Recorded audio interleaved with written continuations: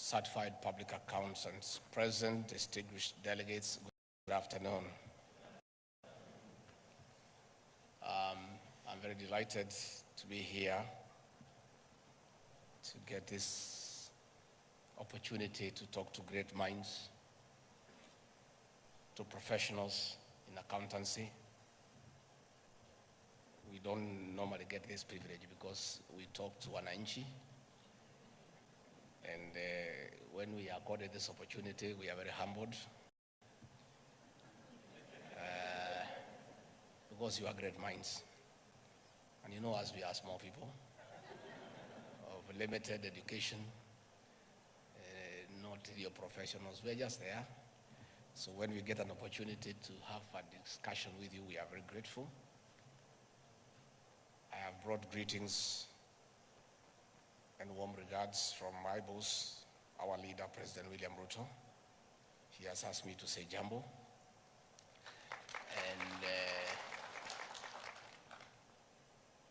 the Ruto administration, where I'm the principal assistant to the president, have identified our modus operandi for governance as continuous engagement with everybody, including the professionals. I was here last week to talk to supply chain fraternity.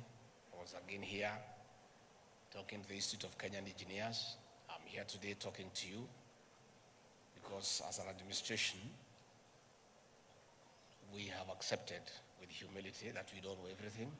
In fact, we know very little, and we need to enrich our thinking by continuously engaging those who know much more than we do. The president is on record stating clearly that a good idea must give room to a better idea, and a better idea ultimately must and should give room to the best idea. This will only happen when people engage.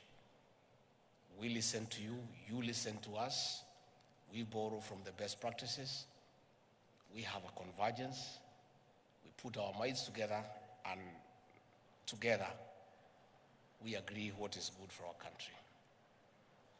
It is therefore very gratifying for me to be here this afternoon to say a few things that have been written to me by my team, and then I can speak a little from my heart.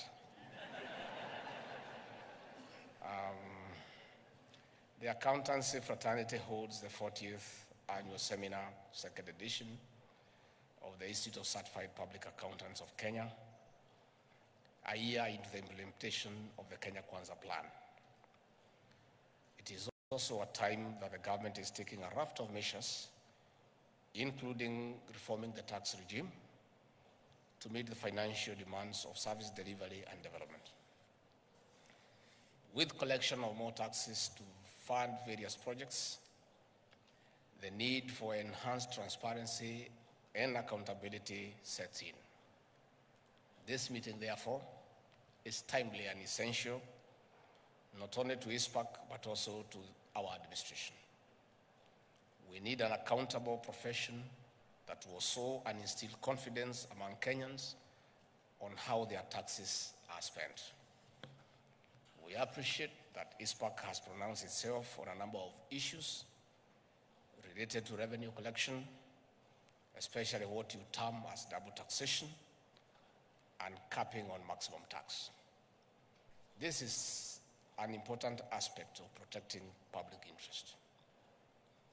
The Ruto administration welcomes such pronouncements from professionals because they elicit public awareness, discussions, and dialogue. This allows us to align our position for a people-centered approach to government policy and other undertakings. In this way, esteemed accountants, you are shaping and contributing to good governance.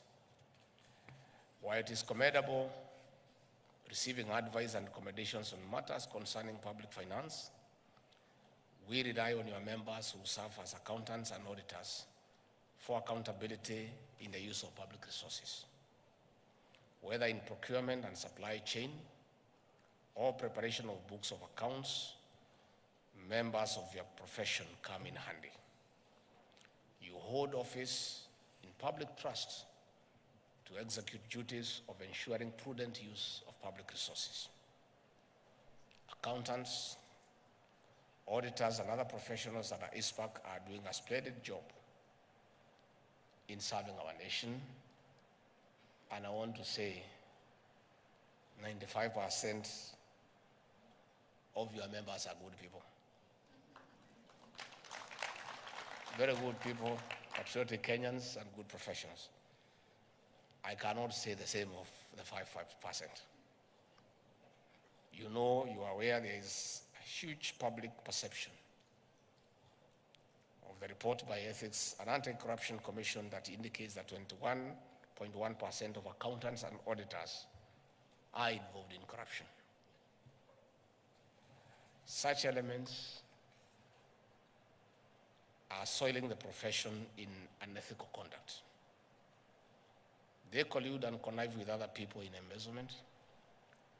They do what is called smart accounting,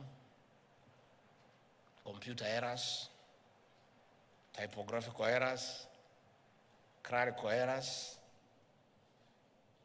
as such to cheat the system and steal. Thus, the same person holding office in public trust violates the Constitution, professional